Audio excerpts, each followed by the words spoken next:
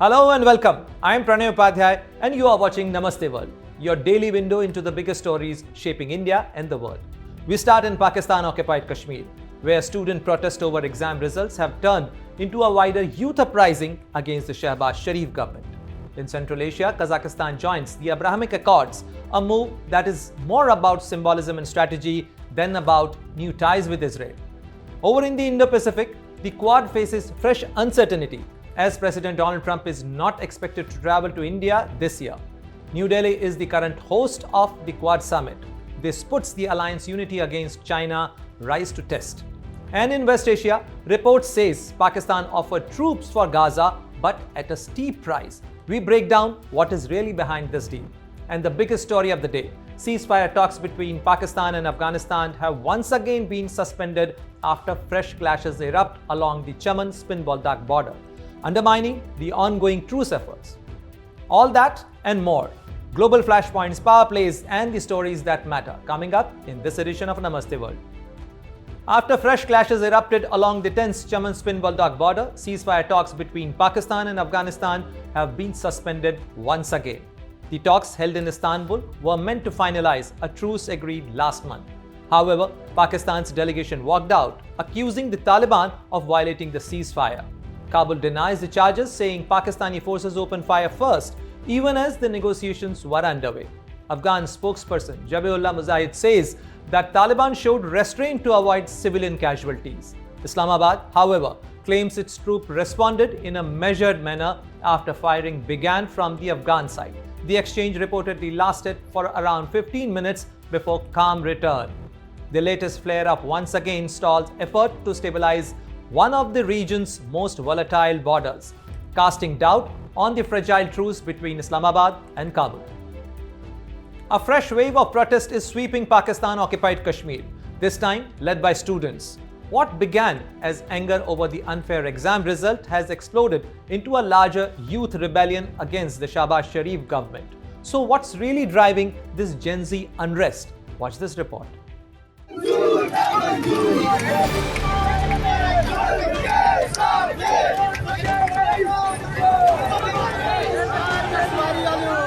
Weeks after violent unrest shook Pakistan-occupied Kashmir, another wave of anger has erupted, this time led by the region's Gen Z.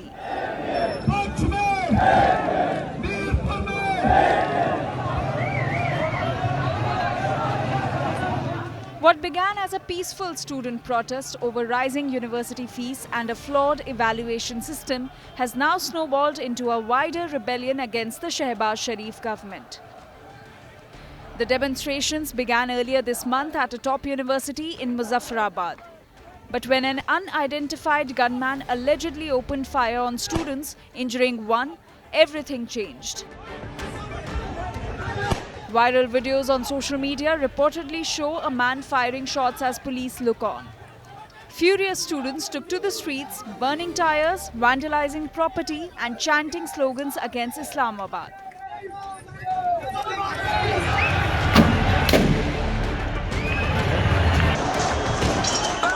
The scenes mirror youth uprisings in Nepal and Bangladesh, where Gen Z anger has toppled governments.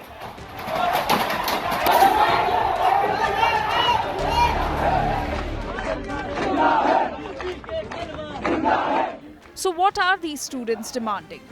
It started with education reforms, complaints over high semester fees, delayed results, and a controversial new e-marking system. After a 6-month delay, exam results released on October 30 left students stunned. Many scored abnormally low marks, while others were allegedly passed in some subjects they never even sat for. The government has yet to respond, though the Mirpur Education Board has reportedly formed a committee to probe the issue. But outrage has spread, especially over the hefty rechecking fee of 1,500 rupees per subject.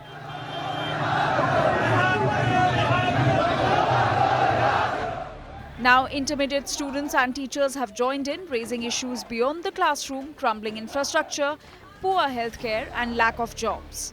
तुम अपनी करनी कर जाओ जो होगा देखा जाएगा बहुत शुक्रिया बहुत मेहरबानी Adding weight to the agitation is the Joint Awami Action Committee, the same group that led the deadly May protest, which left over a dozen civilians dead and forced Islamabad into concessions.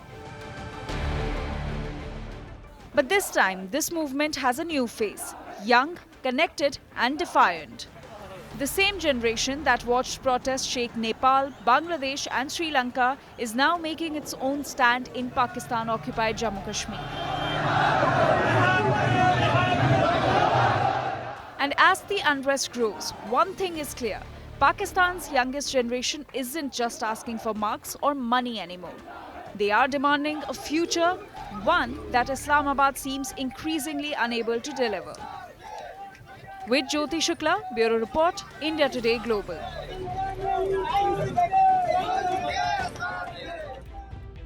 Kazakhstan has officially joined the Abrahamic Accords, the US-led framework that normalized ties between Israel and Muslim-majority countries.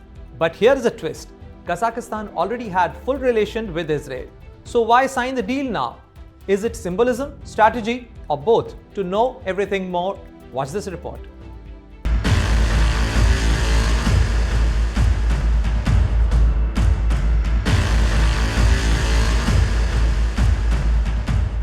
Kazakhstan has now officially joined the Abraham Accords, the US-brokered framework that normalized ties between Israel and several Muslim-majority countries. Now, the interesting part is that Kazakhstan already had full diplomatic and economic relations with Israel. So why is this a big deal? Why does joining the Abraham Accords matter if the relationship already existed? Well, the key word here is symbolism and strategy.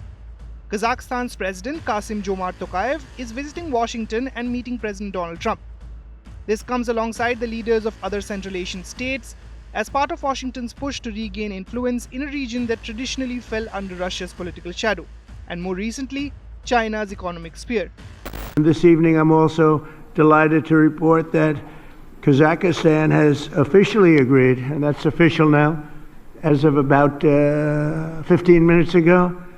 A tremendous country with a tremendous leader has officially joined the Abraham Accords.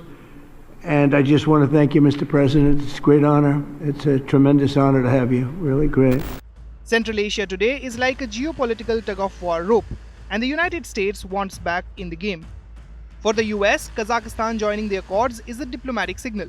Washington is still relevant in shaping alliances in the Muslim world, especially after the Gaza crisis strained West Asia's diplomatic landscape. You are the great leader, statesman, sent by heaven to bring common sense and traditions that we all share and value back into the United States policy, either domestic or foreign. Therefore, millions of people in so many countries are so grateful to you. And I'm convinced that your wise and bold policy needs to be strongly supported worldwide. But why would Kazakhstan sign up now? Kazakhstan has always followed a multi-vector foreign policy, basically balancing Russia, China, the West, and regional Muslim majority partners. By joining the Abraham Accords, Kazakhstan positions itself as a bridge between East and West, between Muslim states and Israel, between Washington and the region. And there's economic logic too. Israel is a tech powerhouse. Kazakhstan wants to diversify its economy beyond oil. Think agriculture technology, cybersecurity, water management, areas where Israel has serious expertise. But here's where the geopolitics gets more interesting. Trump wants to revive and expand the Abraham Accords, and this move helps him argue that his foreign policy blueprint is still alive and working, even in the middle of the Gaza war. The expansion of the Accords had been stuck since the conflict escalated. So Kazakhstan joining injects momentum. A diplomatic see, it's still happening. And yes, the bigger prize is still Saudi Arabia. Trump has repeatedly spoken optimistically about Riyadh eventually joining, but Saudi Arabia has been crystal clear. No recognition of Israel without a meaningful pathway to Palestinian statehood. So, Kazakhstan joining becomes a quiet stepping stone, not dramatic like UAE or Bahrain in 2020, but diplomatically useful. It keeps the narrative running. The Accords are expanding, not collapsing. Now let's connect this with another planned meeting. Trump is also set to meet Syria's President Ahmed al-Shara, a man once tied to Al-Qaeda and even held in US custody years ago. That meeting, paired with Kazakhstan's Accords announcement, paints a picture. Trump is trying to present himself globally as the deal maker who can reshape West and Central Asia. Whether or not that works is another debate entirely. So what does Kazakhstan gain? Stronger ties with Washington, always handy when Russia and China loom large next door. Access to Israeli technology, agriculture, medical and cybersecurity industries. A reputation boost as a diplomatic stabilizer rather than a passive observer. And what does the US gain? A foothold in Central Asia to counter China's Belt and Road. A revived narrative that the Abraham Accords are not dead, and a way to keep Saudi Arabia engaged in dialogue even if quietly. Kazakhstan joining the Abraham Accords isn't about creating ties with Israel. It's about making a geopolitical statement in a region where symbolism is strategy and timing is power. With Farhan Khan, Bureau Report, India Today Global. As President of the United States, Donald Trump revived the Quad in 2017, a key alliance to counter China in the Indo-Pacific. Now, with Trump unlikely to travel to New Delhi this year, uncertainty looms over Quad 2025 in India. Question arises about alliance's strength and India's role in holding it together. Here is more.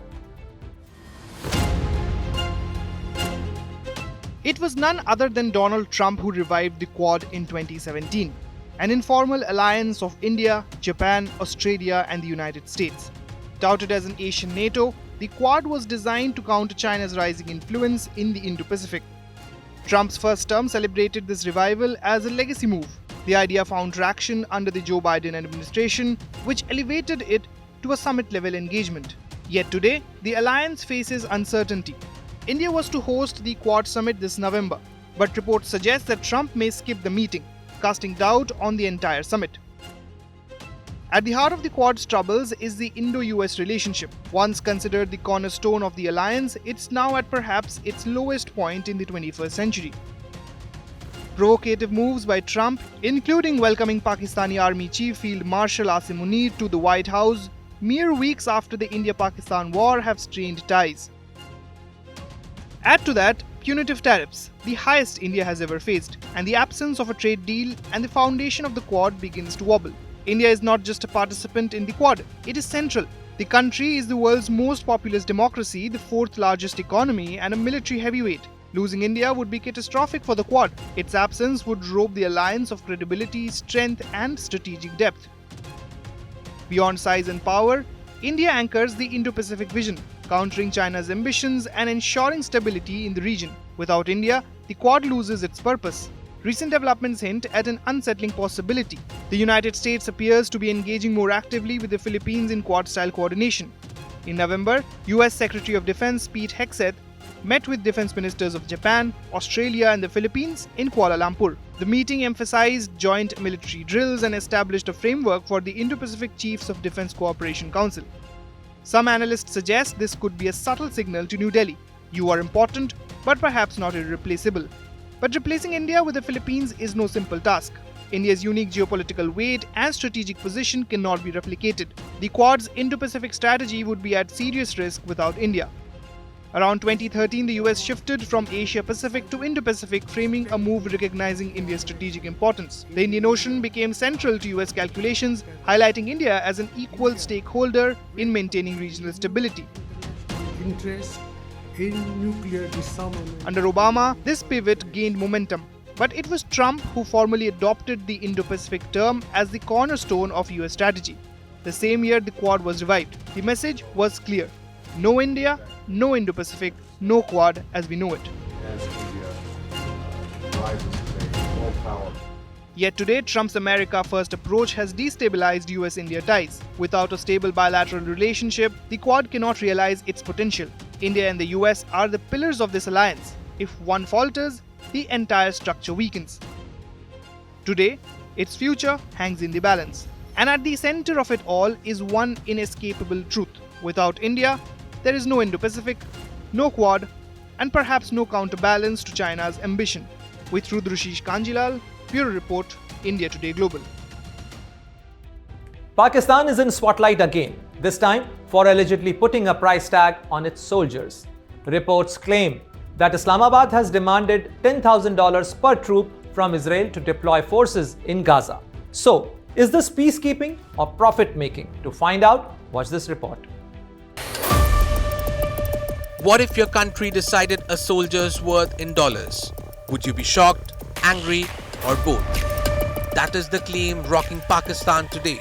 Reports suggest Islamabad demanded $10,000 per soldier from Israel to deploy troops to Gaza under the new International Stabilization Force. The peacekeeping plan, part of US President Donald Trump's 20-point Gaza proposal, called for the ISF to secure the territory. The ISF would train Palestinian police, prevent munitions from entering Gaza, and facilitate reconstruction without American troops on the ground. Among the countries supporting the initiative, Pakistan stepped forward. Defense Minister Khwaja Asif publicly declared, "If Pakistan has to participate, it will be a matter of pride for us." The country would reportedly send 20,000 soldiers to Gaza. Secret meetings between Pakistan's Army Chief, Field Marshal Asim Munir, Israel's Mossad, and the CIA outlined the force's mandate: neutralize Hamas elements and stabilize Gaza under Western supervision. This would mark Pakistan's first indirect involvement in Israeli security operations. Remarkable, given Islamabad does not officially recognize Israel. Experts call it a historic realignment in West Asia. But then came a revelation that has sparked outrage. Veteran Pakistani journalist Asma Shirazi claims Pakistan apparently put a price tag on patriotism, demanding $10,000 per soldier from Israel. Israel, in what must have been a shock to Islamabad, reportedly offered a mere $100 per soldier. If accurate, this exposes a transactional approach by Pakistan's military.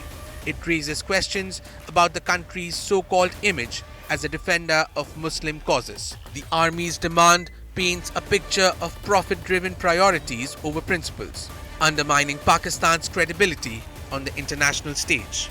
This is not unprecedented.